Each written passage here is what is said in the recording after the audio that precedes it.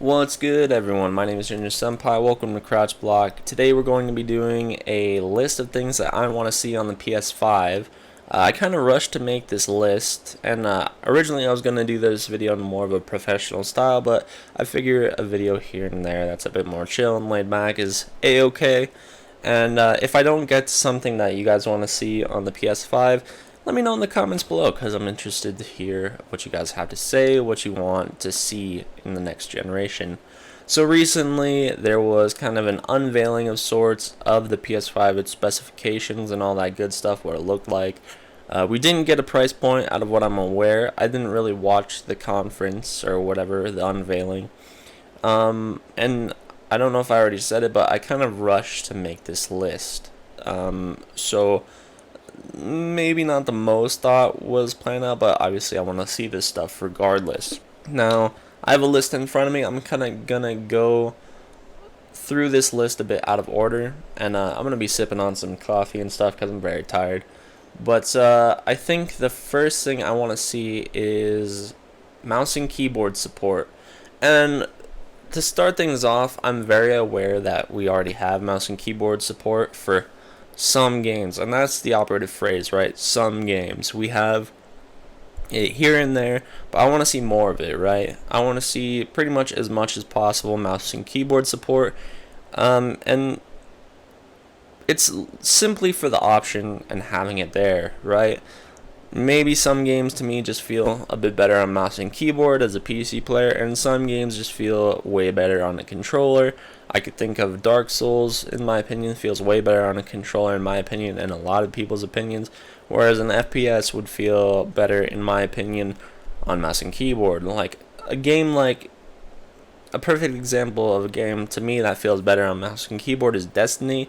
I played through Destiny and I thought it was not bad, but I played it somewhat recently on PC and I was just like, this is the way this game is meant to be played, at least to me. I'm sure controller enthusiasts out there, it's just like, this game is godlike. On PS4 or Xbox One, wouldn't have it any other way. Perfect. But just having the option there to kind of switch between as you please, be more than welcome. Okay, next up on the list, I want to see USB ports, and I want to see a lot of them. So upon the original release of the PS4, out of what I'm aware, it had two. I have a plain Jane PS4, it's got two. PS4 Pro has three, with the one USB port being in the back. I want to see more than that. This one's a pretty simple one.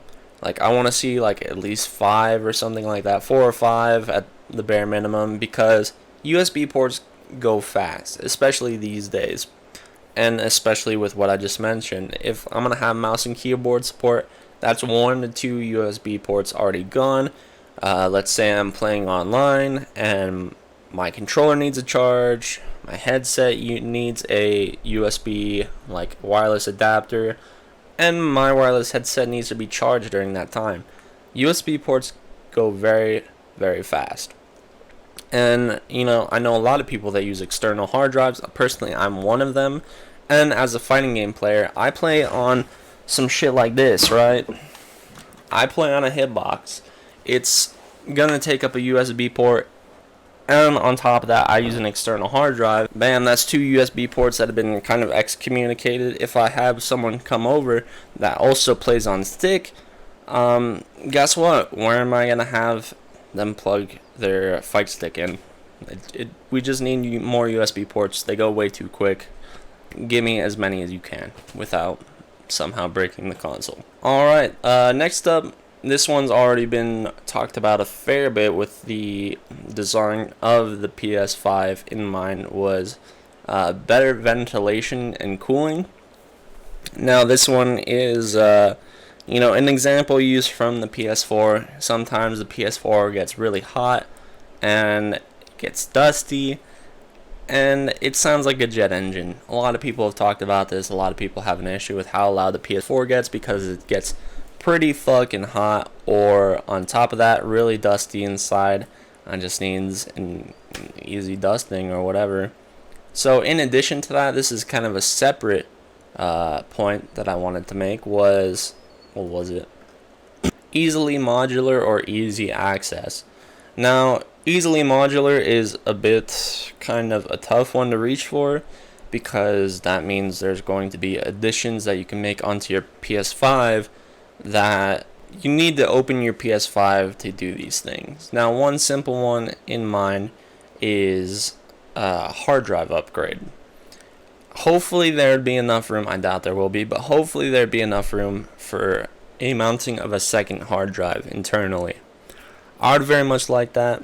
Having easy access to the internals of your PS5 would be more than welcome, especially for cleaning out your PS5. I know for personally, my PS4 was so much of a bitch to open up that we couldn't even fully do it at my house. So we took an air compressor and just kind of blew it out as best as we could. Now, with that in mind, I want the PS5 to be like very easily openable, and if I want to do something like add an extra hard drive or switch out a different hard drive, make it as easy as possible. There's no point in making a console where if you have to do some kind of maintenance on it, why make that tough to do, right? So that kind of goes in addition with the good ventilation, because obviously the PS4 got pretty dusty over time. Make that shit easy to clean out. Like, why not? Just make it simple. Next thing I want to say is probably controller life and customization.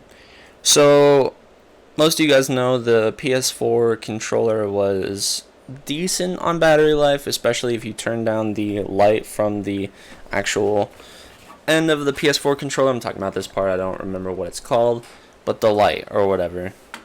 So if you turn that down, you'd save yourself a little bit of battery power. But it's never a bad thing to ask for more battery power. Like, if you're gonna have long game sessions, you want your controller to last as long as possible on one charge. A good example of this is the Switch Pro controller in my mind.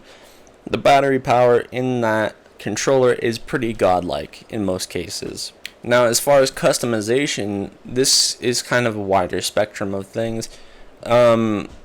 Customization can be seen in a lot of forms. I made a list of these things.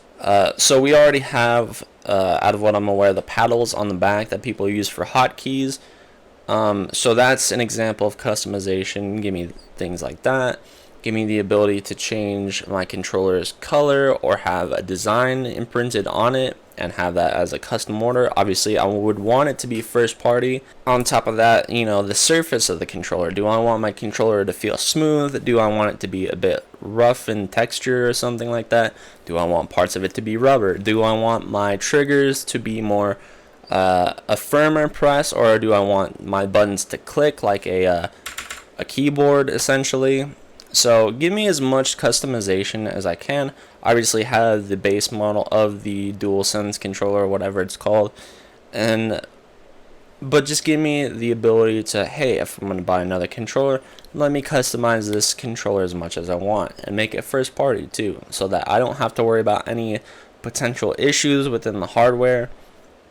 And obviously with the DualSense controller being a bit more than the DualShock controller, in case of technology that's inside, there's a possibility that the battery life could suffer from it, and I'm hoping that's not the case. I'm hoping that they keep in mind that longevity and battery power is something we all look for, right?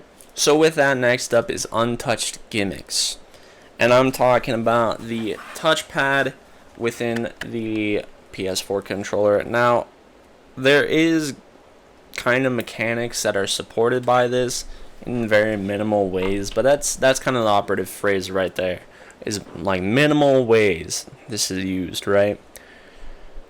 Now, I'm not saying force this gimmick down everyone's throat, but if you're gonna put it there, make it at least useful in some cases. Like, I don't care, make a game around it, just don't make this gimmick just to pretty much not use it. So most of you probably know that the PS3 and PS4 controllers had motion sensing. If you're gonna have that, make use of it, make a game around it, I don't know, something, but don't make this gimmick only to pretty much incorporate it at all, right? Next up on the communication side of things is Discord. Personally, as a PC user, I love Discord. I love using the application all the time. I use it all the time to communicate with friends and parties and stuff like that. And there's kind of more communities within Discord that like exist within games and stuff like that. And it's pretty nice to kind of have that accessible. I would love to see Discord on PS5. I'm not sure if there's a problem with licensing issues or something. Microsoft had Skype. I'm not sure if people still use that and stuff, but Discord is an awesome program. Give not even just PS5, but give the Xbox Series X this as well. Especially this is very important in my mind because crossplay is becoming bigger and bigger of a thing, and the online like in-game lobby voice chats typically kind of suck. Party chat within consoles, so like PlayStation party chat is like a grade above that. For me, Discord is pretty useful and pretty godlike, so give us access to that. Once again, especially with crossplay being bigger and bigger of a thing, you don't want to have to worry about using in-game chat or like, me having to use my phone to connect to Discord and then not being able to sound whore or something like that. So give access to Discord. It'd be super useful. Like I said, I don't know if there's problems with licensing or whatever, but if there was a way to work it in, that'd be awesome. So next one isn't like a huge point because they already kind of do this, and it's take advantage of their IPs. Sure, they very much do this between things like Uncharted, or now we have the new Last of Us, things like Crash Bandicoot, all that good stuff. They are very much using their IPs, but I would love to see that expanded upon even more. Obviously, they were talking about the new Ratchet and Clank title. We're talking about Demon's Souls Remastered. We're talking about potentially a Bloodborne 2. So yeah, very much so. Take advantage of your IPs, things like Killzone, Bloodborne, Uncharted, all that stuff that I stated before. And yeah, just give me a reason to be on the platform that I'm choosing. This one's kind of a huge one for me, and it's gifting games. As a PC player, and I'm probably going to bring this up a lot if I haven't already, one of the nice kind of quality of life things to have on Steam is the ability to gift friends games. Now there's a bit of a roundabout way to do this just by gifting your friend like a PlayStation card or something but it's still kind of a hassle, and it makes you go out of your way to do that.